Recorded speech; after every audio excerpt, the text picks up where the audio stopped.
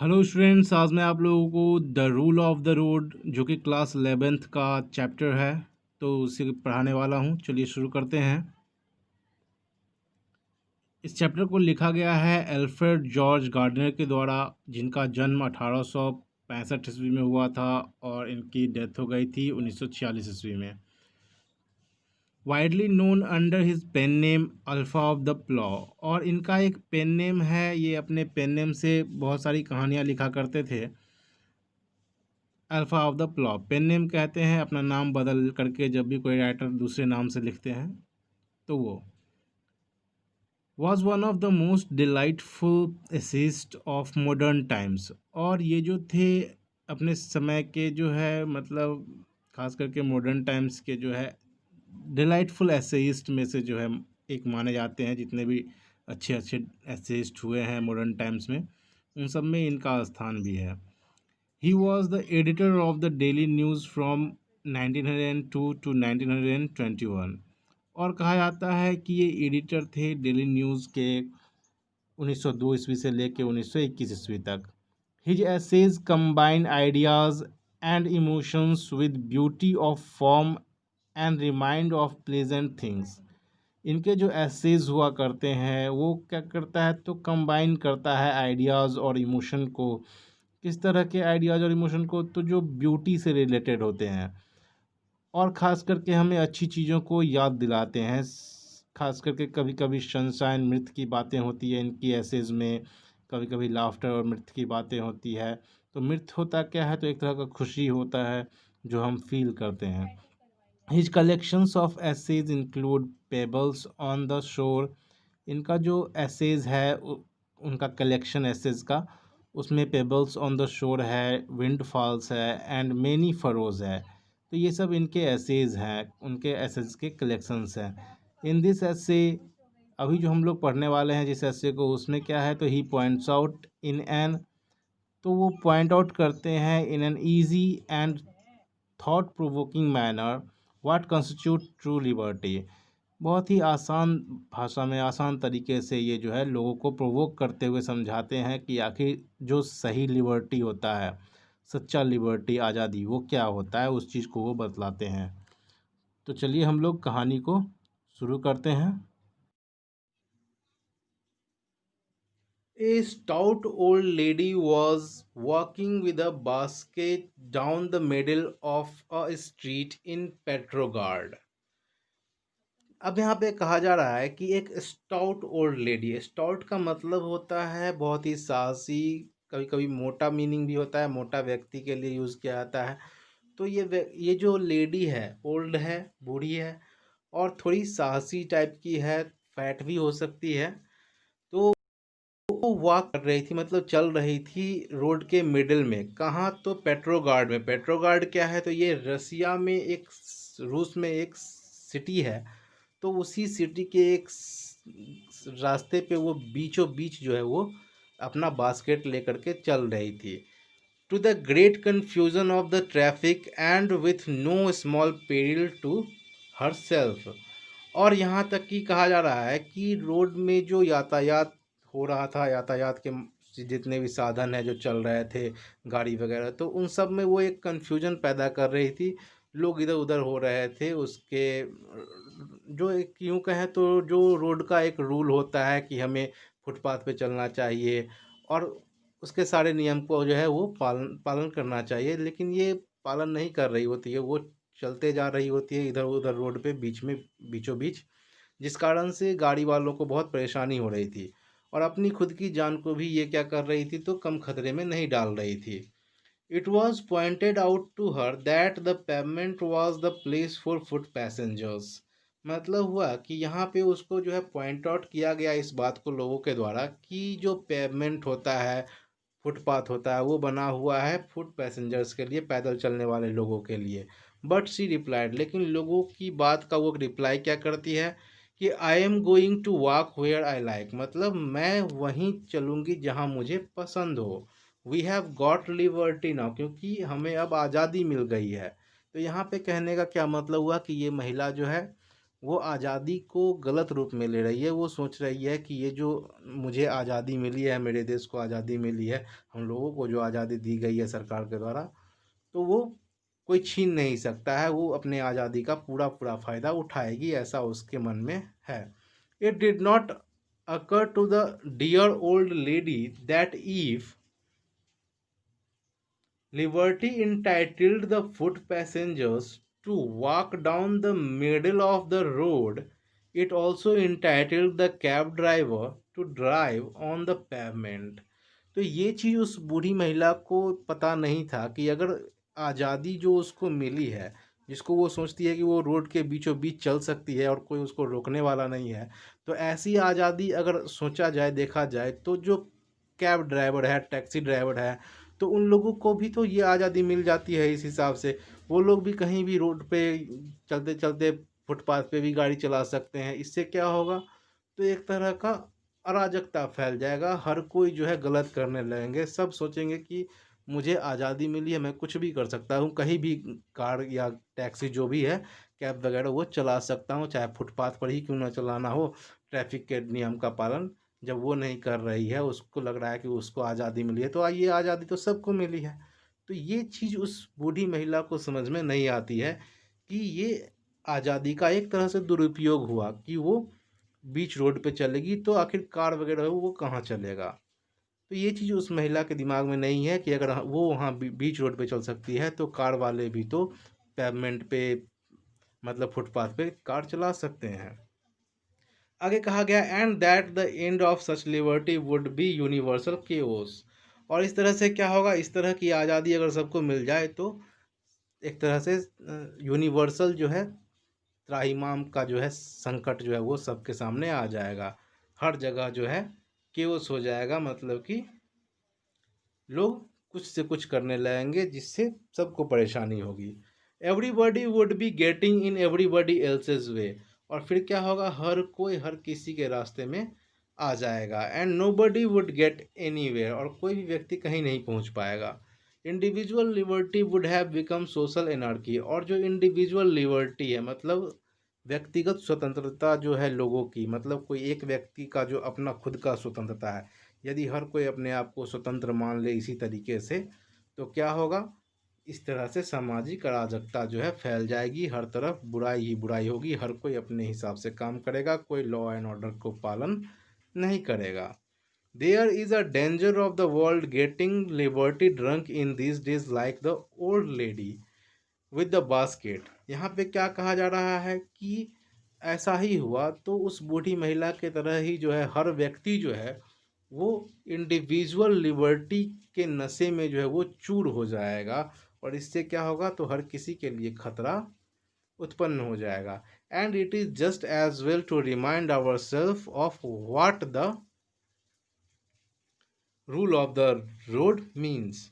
और यहाँ पे हमें करना क्या है, तो ध्यान में रखना होगा कि आखिर जो रूल है रोड पर चलने का वो क्या है, उसका मीनिंग क्या है। It means that in order that the liberties of all may be preserved, the liberties of everybody must be curtailed. मतलब क्या हुआ कि इसका मतलब ये हुआ कि जो भी व्यक्ति इस दुनिया में जी रहे हैं, हर किसी को आज़ादी जो है जो मिली हुई है उस आज़ादी को कम कर देना है। क्यों? क्योंकि उनकी आज़ादी को सुरक्षित रखना भी ज़रूरी है। क्योंकि हर व्यक्ति अगर अपनी आज़ादी को अपने ढंग से जीने लगे तो क्या होगा, संसार में अराजकता फैल जाएगी। और इस अराजकता को कम करने के लिए क्या करना होगा, तो उन सभी के आज़ादी को जो है सुरक्षित रखना होगा। और इसके लिए क्या करना होगा, तो हर किसी के आज़ादी पर लगाम लगानी होगी। कुछ आज़ादियों को उनसे छीनना पड़ेगा, उनको कम करना पड़ेगा, उसको कंट्रोल में रखना पड़ेगा। तो कर्टेल्ड का मतलब होता है कम करना। When the policeman say at Piccadilly Circus steps into the middle of the road and puts out his hand, he is the symbol not of tyranny but of liberty। यहाँ पे कहा गया है कि मान लीजिए कहीं आप जैसे जाते हैं, रोड पे चल रहे होते हैं, अचानक से जो है ट्रैफिक पुलिस बीच में कहीं चौराहे पे खड़ी रहती है और वो अपना हाथ दिखा करके लोगों को रोकती है। तो ये क्या है, ये ऐसा नहीं है कि वो कि आप लोगों को तंग करना चाहता है, ये बल्कि ये एक तरह का लिबर्टी है, एक आज़ादी है। जो हर किसी के लिए ज़रूरी है। You may think so. You may being in a hurry and seeing your motor car stopped by this insolence of office feel that your liberty has been violated.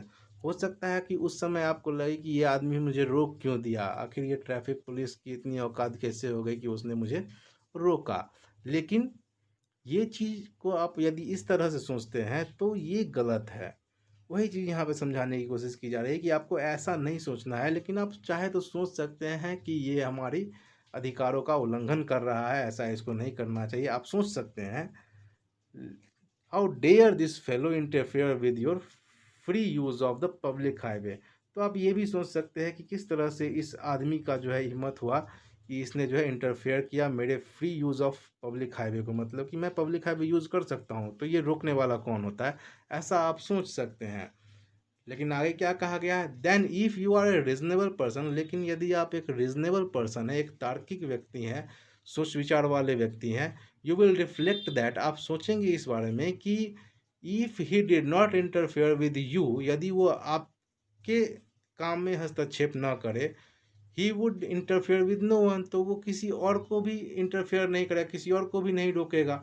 मतलब रोड पर मान लीजिए आप एक दिशा से जा रहे हैं, कोई आप उत्तर दिशा से जा रहे हैं और कोई दक्षिण दिशा से आ रहा है, और वो अगर दक्षिण दिशा वाले को रोकेगा नहीं, ठीक है, तो क्या होगा, सामने से जो गाड़ी आ रही है, आपकी जो गाड़ी, उसमें टकरार हो सकती है। कोई पूरब से आ रहा है, कोई पश्चिम से आ रहा है, मतलब चारों दिशाओं से मान लीजिए गाड़ियां आ रही है, और उसको कोई रोकने वाला नहीं होगा, उसको कोई कंट्रोल करने वाला नहीं होगा, तो क्या होगा, गाड़ियां आपस में टकरा जाएंगी और एक्सीडेंट हो जाएगा। तो यही यहाँ पे राइटर जो है समझाने की कोशिश कर रहे हैं। And the result would be you would never cross Piccadilly circus at all. और फिर क्या होगा कि उस जगह को आप कभी पार नहीं कर पाएंगे, वहीं पर आप अटके रह जाएंगे। अगर वहाँ पे ऐसा स्थिति आया, चारों दिशाओं से गाड़ियाँ आती गई, तो अगर उसको कोई कंट्रोल नहीं करता है तो आप वहीं फंसे रह जाएंगे। You have submitted to a curtailment of private liberty in order that you may enjoy a social order. अब यहाँ पे कहा गया है कि हम सभी ने, जितने भी लोग हैं, उन सभी ने अपना खुद का जो आज़ादी है उसको क्या किया है, कम करवाया है सरकार के माध्यम से। उसके ऊपर कुछ कंट्रोल जो है वो लागू करवाए हैं, ताकि हम सही से जी सके इस सोसाइटी में, सोशल ऑर्डर को जो है वो फॉलो कर सके और इन्जॉय कर सके उस चीज़ को। Which makes your liberty a reality. और ये क्या करता है, तो हमारी आज़ादी को जो है वो एक रियलिटी प्रदान करता है, वास्तविकता देता है।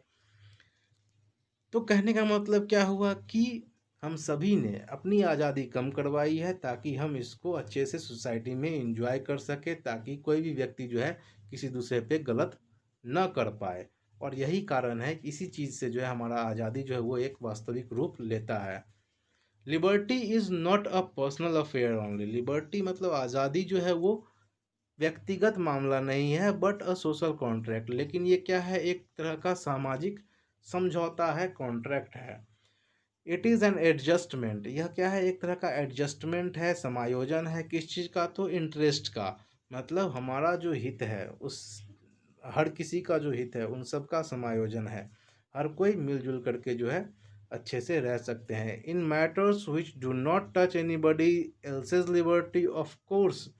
अब यहाँ पे कहा जा रहा है कि मान लीजिए कोई ऐसी बात है जिसमें दूसरे किसी की लिबर्टी को कोई ठेस ना पहुँचे, तो क्या कहा गया यहाँ पे, of course I may be as free as I like if I choose. यहाँ पे रुक जाइए।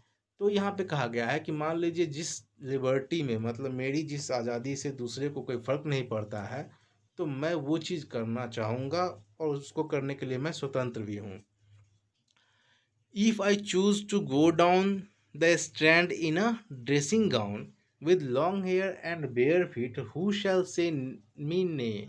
ने का मतलब होता है no.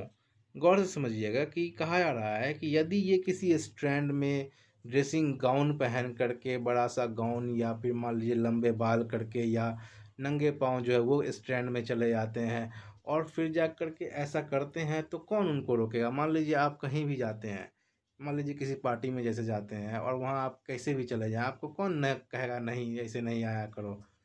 You have liberty to laugh at me. फिर ये कहते हैं राइटर कि आपके पास इतना आज़ादी है कि आप मुझ पर हंस सके, ठीक है। But I have the liberty to be indifferent to you, लेकिन मेरे पास भी इतनी आज़ादी है कि मैं इस बात से कोई परवाह ना करूं। मतलब ये हुआ कि मान लीजिए आप कुछ भी करें, आप पर लोग हंस सकते हैं, लेकिन ये उनकी आज़ादी है, लेकिन आप इससे थोड़े से भी व्यथित ना हो, इस बात पर ध्यान ही ना दे, ये आपकी आज़ादी है। And if I have fancy for dyeing my hair, यहाँ पे डाइंग का मतलब क्या हो गया, कलर करना। तो यदि इनको अपना बाल का कलर जो है वो चेंज करने में मज़ा आता है तो वो करेंगे, राइटर।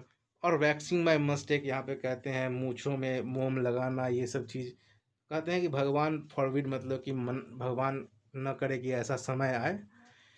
और वियरिंग ए टॉल हैट, या फिर मान लीजिए इनको टॉल हैट पहनना पसंद है, ए फ्रॉक कोट पहनना पसंद है, या फिर सैंडल पहन लेते हैं। और गोइंग टू बेड लेट, या फिर मान लीजिए ये लेट जाते हैं, मतलब लेट से बेड पे जाते हैं सोने के लिए।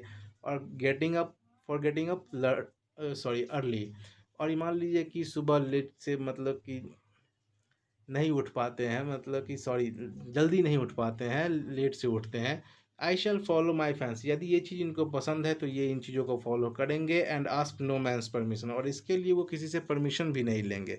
यहाँ पर कहने का मतलब ये हुआ कि इनको जो चीज़ पसंद है राइटर को, वो ये करेंगे, यदि उस चीज़ से दूसरे किसी को कोई फर्क ना पड़ता है तब। तो कुल मिलाकर के यही चीज़ हुआ यहाँ पे कि जितनी बातें इन्होंने यहाँ पे बताई है कि वो सारा चीज़ करेंगे, ठीक है, जब जब दूसरे को इससे कोई फ़र्क ना पड़ेगा तब। यदि आप लोगों को ये वीडियो पसंद आया तो वीडियो को लाइक कर दे, चैनल को सब्सक्राइब कर दे। बाकी स्टोरीज़ मैं नेक्स्ट पार्ट में कंप्लीट करूँगा।